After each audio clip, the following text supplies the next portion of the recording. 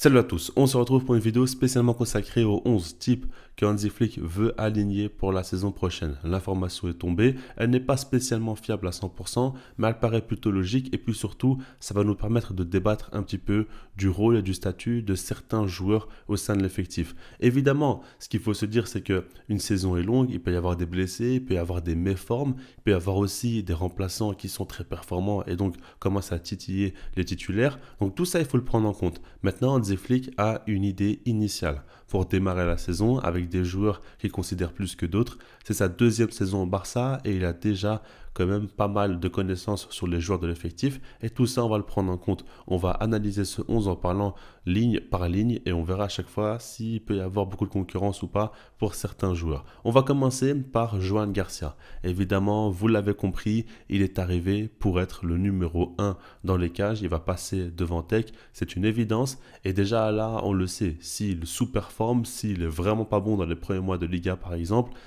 sa place sera difficilement gardable. Là, je pense qu'il va passer numéro 2.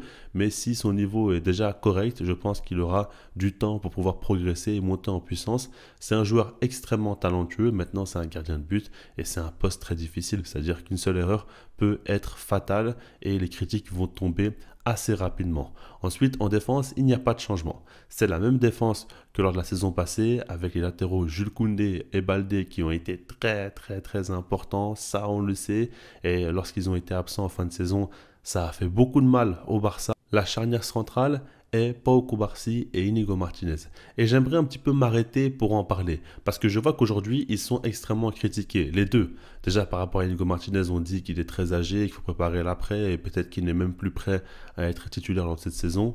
Déjà, ça c'est faux, parce qu'en soi, ok, ouais, il faut préparer l'avenir, il est assez âgé, mais il faut partir du principe où il a réalisé une grande saison et qu'il mérite sa place en tant que titulaire au départ. Et maintenant, évidemment, sur le terrain, il devra confirmer. Si on voit que vraiment physiquement c'est de moins en moins bien, s'il est dans le déclin, oui, on va commencer à y réfléchir et à avoir une option différente. Il y a d'autres joueurs dans l'effectif. Maintenant, par rapport à Pau Cubarsí, ce qu'il faut se dire, c'est qu'il est dans une passe compliquée. Et depuis sa fin de saison, où il a fait des erreurs face à l'Inter, au dernier Classico, et puis là encore en pré-saison, on voit qu'il est encore fébrile, c'est compliqué pour lui. Il n'est pas du tout en pleine confiance et il vit un moment difficile. Maintenant, il ne faut pas oublier le crack qu'il est, il ne faut pas oublier tous les mois de compétition de très haut niveau qu'il nous a offert. Il ne faut pas oublier aussi qu'il a le style qui colle parfaitement à ce dont le Barça a besoin, que ce soit avec Hansi Flick ou non. C'est le meilleur relanceur de l'effectif, il est vraiment très fort là-dedans. Et puis il a un gros QI foot, il a très vite compris le système du piège du hors-jeu. Tout ça, il faut le prendre en compte. Et puis il a encore une très grande marge de progression.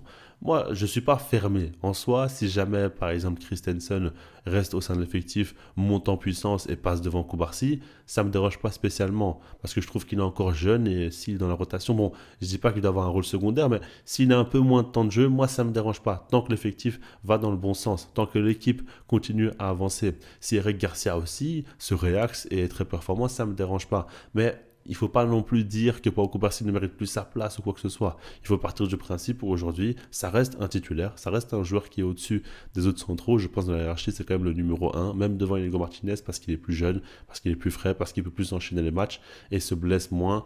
Donc voilà, on va voir comment ça va avancer, mais c'est ce que je voulais dire. Par rapport au milieu de terrain, on parle encore une fois de Frenkie de Jong et Pedri qui sont associés. Hansi Flick veut rester sur de la continuité.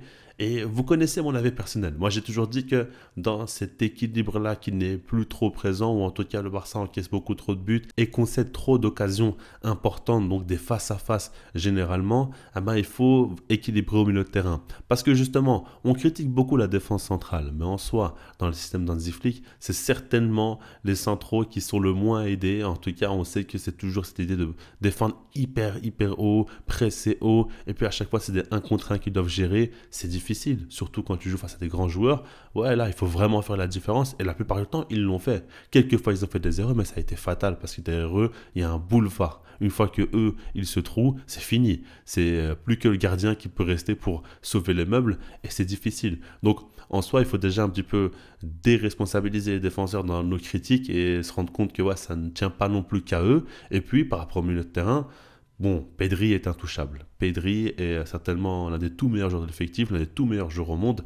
il ne peut pas être touché par qui que ce soit. Donc titulaire, ok, pas de souci. Qu'on joue en double pivot, qu'on joue avec une pointe basse, qu'on joue avec un numéro 10, tout ce que vous voulez, Pedri, quoi qu'il arrive, il doit être là. Maintenant, à ses côtés, Hansi Flick veut continuer avec Frenkie de Jong. Et je comprends parce qu'il a fait une seconde partie de saison énorme. Il a vraiment été bon, il a beaucoup progressé, il s'est adapté au style de l'équipe. Comme je l'ai dit, moi je pars du principe où il faut plus d'équilibre. Il faut peut-être un troisième milieu de terrain plutôt qu'un numéro 10. C'est comme ça que je vois la chose. Maintenant, l'effectif n'est pas construit ainsi et c'est pas l'idée d'Hansi Flick. Donc, partie de sa logique, oui, De Jong c'est encore cohérent. Maintenant, attention, cette saison, il aura de la concurrence. Cette saison, il y aura deux joueurs, dont notamment Marc Casado et Marc Bernal, qui vont vraiment essayer de titiller le néerlandais pour essayer de lui prendre sa place. Et ça, c'est une bonne chose parce qu'il devra donner le meilleur de lui-même semaine après semaine et des fois, on pourra tenter quelque chose de différent. Et je pense que Casado peut vraiment faire du bien. Bon, Bernal, vous savez, j'aime beaucoup le joueur, j'en parle très souvent, mais Casado a vraiment un profil différent des autres dans le sens où lui, c'est le meilleur joueur au milieu de terrain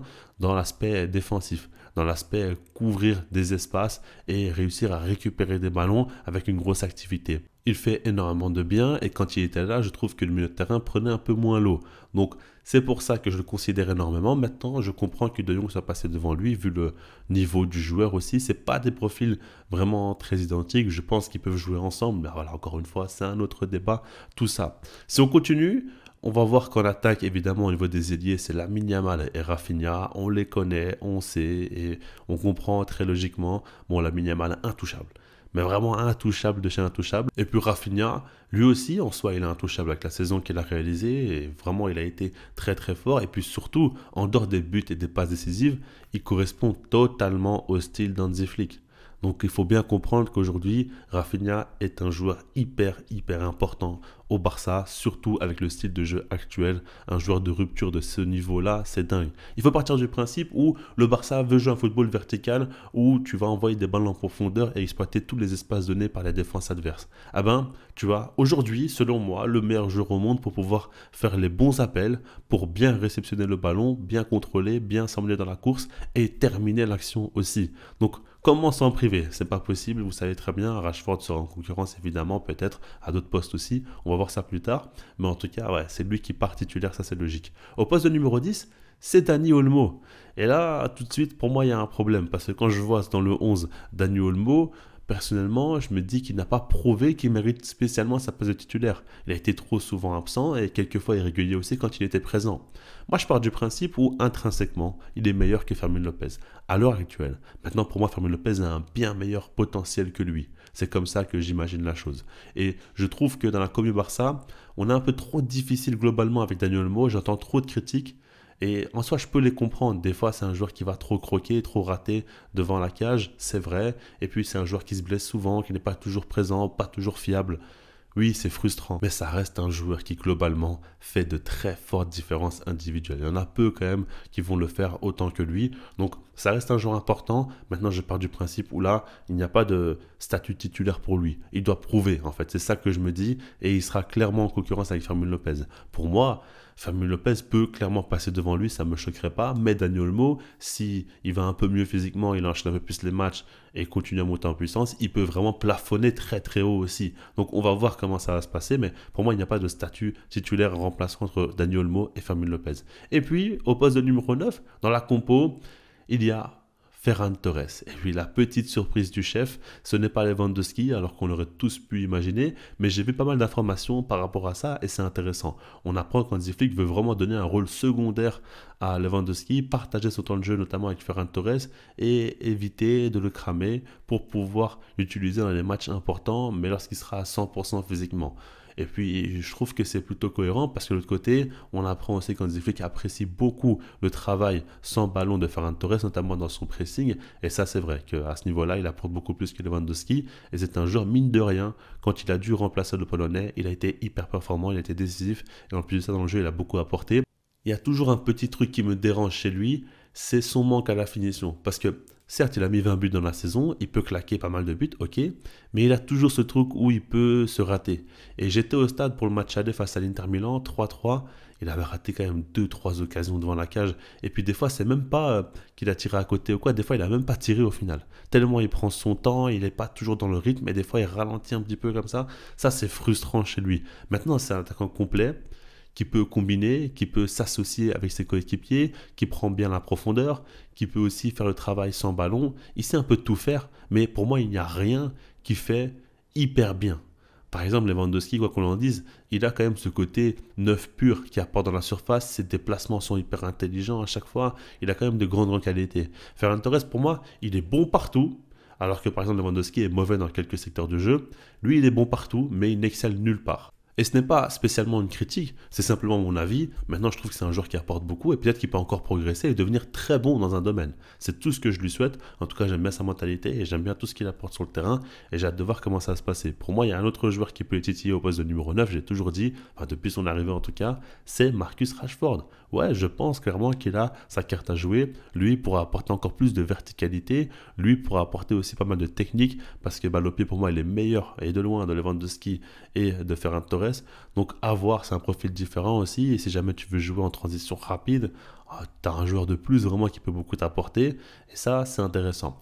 Voilà, de manière globale, le 11, je vous l'affiche et vous pouvez le voir en soi. Il n'y a pas beaucoup de changements par rapport à la saison passée. Je voulais juste revenir en fait à chaque fois sur le statut des joueurs et me demander si réellement ils méritent d'être considérés comme des titulaires dès le début de la saison par rapport à ce qu'ils nous ont fourni lors de la saison précédente. Je trouve que c'est intéressant, ça sort un petit peu de ce que je fais d'habitude. Dites-moi vous ce que vous en pensez. Est-ce que vous trouvez que c'est un 11 type cohérent ou non? Est-ce qu'il y a des joueurs en qui vous croyez moins ou en qui vous croyez plus aussi? Il y a plein de noms qu'on aurait pu citer. Moi, je trouve vraiment que là où il y a vraiment de la place, c'est au poste de défenseur central où il y a un des deux qui peut perdre sa place, ça ne me choquerait pas. Et puis peut-être, ouais, au poste de numéro 10 et au poste de numéro 9, et peut-être le 4 de Jong à la limite. Et encore, pour moi, je pense qu'il va rester titulaire, mais en défense centrale, au poste de numéro 10 et au poste de numéro 9, je pense que c'est des joueurs qui peuvent perdre leur place ou bien partager leur temps de jeu. Et là, ça sera intéressant d'observer tout cela. Il y a pas mal d'options à prendre en compte. Voilà, dites-moi vous ce que vous en pensez. Likez la vidéo si vous l'avez apprécié. Abonnez-vous si ce n'est pas déjà fait. Puis sinon, moi, je vous dis peace.